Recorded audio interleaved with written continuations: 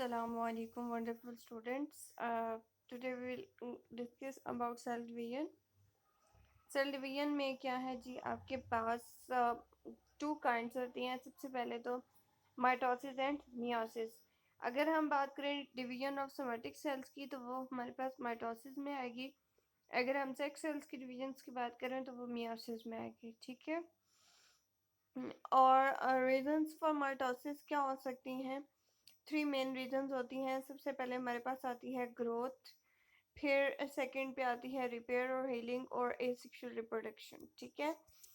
Cell division vocabulary में आपके पास दो वर्ड्स आपने जो स्टार्टिंग में स्टडी किए हैं. First is somatic cell and the second is germ cell. Somatic cells, तमाम बॉडी सेल्स को हम सोमेटिक सेल्स कहते हैं.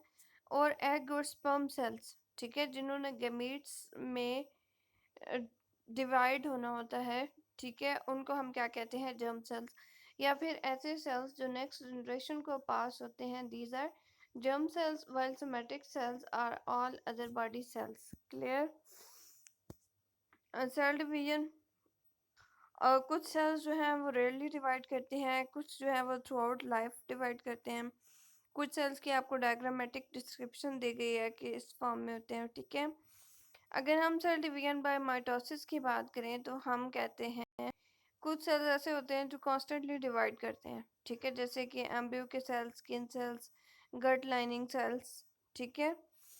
सेल साइकिल क्या होता है जी? सेल साइकिल हम बेसिकली रेफर करते हैं series of events that takes place in the cell.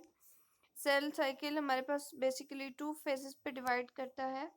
एक होती है हमारे पास माइटोटिक फेज और एक होती है हमारे पास इंटरफेज. इंटरफेज को हम रेस्टिंग फेज भी कह सकते हैं. ये कंप्राइज करती है G1 फेज पे, G2 फेज पे और S फेज पे. ठीक है. जबकि जो हमारे पास मियोटिक फेज या माइटोटिक फेज होती है वो डिवाइड करती है माइटोसिस और मियोसिस के ऊपर कंप्राइज करती है. ठीक है.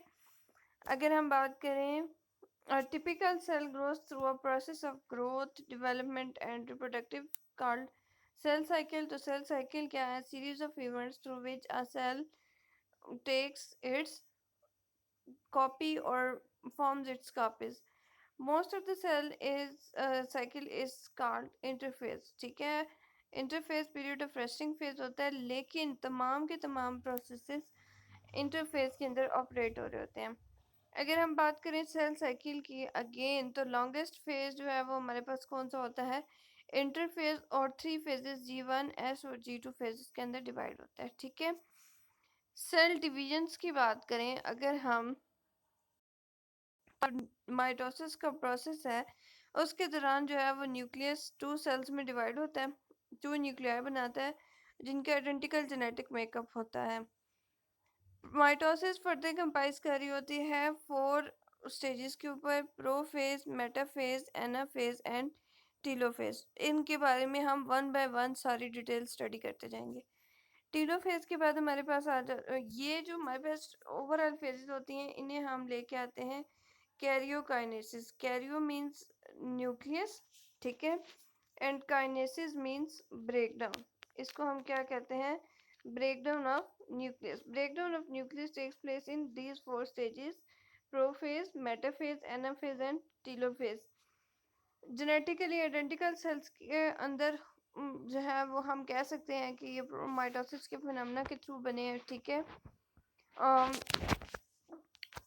उसके बाद अगर हम बात करें यहाँ पे आपको diagrammatically mitotic phase, M phase और S फेज, G1 और G2 फेज दिखाए गए हैं. ठीक है. अगर हम बात करें प्रोफेज की तो हमारे पास हम कहते हैं कि जो प्रोफेज है ये वो फेज है जिसके अंदर सेल बिगिन करता है प्रोसेस ऑफ डिवीजन. ठीक है. और क्रोमोसोम कंडेंसेशन स्टार्ट हो जाती है. न्यूक्लियर इन्वेलप डिसअपियर हो जाता है. ठीक है. न्यूक्लियस भी डिसअपियर हो जाता है. प्रोफेज के अंदर हमारे पास क्या होते हैं? सेंट्रियोल्स माइग्रेट कर जाते हैं अपोजिट पोल्स की तरफ. Aster and spindle fibre formation हो जाती है जैसे आपको डायग्रामेटिक डिस्क्रिप्शन दी गई है. और ये आपके पास प्रोफेज की डायग्राम ड्रॉ की गई है. प्रोफेज की आपके पास ये एक वेल लेबल्ड डायग्राम है जिसके अंदर आपको सिस्टर क्रोमैटिड्स दिखाए गए हैं. एक क्रोमोसोम के हमारे पास बेसिकली एक क्रोमोसोम जो है वो सेंट्रोमियर और क्रोमेटिड्स के ऊपर कंसिस्ट कर रहा होता है। तो जो हमारे पास एक क्रोमोसोम के ही दो आर्म जो एक सेंट्रोमियर के साथ अटैच होते हैं उन्हें हम सिस्टर क्रोमेटिड्स कहते हैं, जबकि टू डिफरेंट क्रोमोसोम्स के आर्म्स को हम क्या कहते हैं? Non sister chromatids. ठीक है, सिस्टर क्रोमेटिड्स हम किसे कहेंगे? एक क्रोमोसोम के आर्म्स जो एक ही सेंट्रोमियर से उसके साथ जुड़े हुए हों उसे हम क्या कहेंगे? Sister chromatid. जबकि होमोलोगस क्रोमोसोम्स, ऐसे क्रोमोसोम्स जो शेप और साइज में क्या हो? सेम हो, उनकी आर्म्स को हम क्या कहेंगे? Non sister chromatids. Clear? Okay, next अगर हम बात करें, ये मेटाफेज की डायग्राम है। आपको मेटाफेज में क्या कह रहा है जी? क्रोमोसोम्स लाइन अप होते हैं स्पिंडल फाइबर या इक्वेटोरियल प्लेट के ऊपर। ठीक है, spindle fibres equatorial plate form करते हैं, सेंट्रोमियर से अटैच्ड होते हैं स्पिंडल फाइबर्स। इस फॉर्म में आपके पास ये अरेंजमेंट होती है। देखिए, आपको सेंट्रोल्स दिखाए गए हैं, स्पिंडल फाइबर्स दिखाए गए हैं, मेटाफेज प्लेट दिखाई गई है। अगर आप बात करें एनाफेज में, तो सेंट्रोमियर डिवाइड होना स्टार्ट कर देते हैं। At this point, each chromosome goes from having two sister chromatids to being two separate chromosomes. इस फॉर्म में आपकी क्रोमोसोम सेपरेशन स्टार्ट हो जाती है। ये आपके पास एनाफेज का आगे मतलब सेकेंड पार्ट आप कह सकते हैं।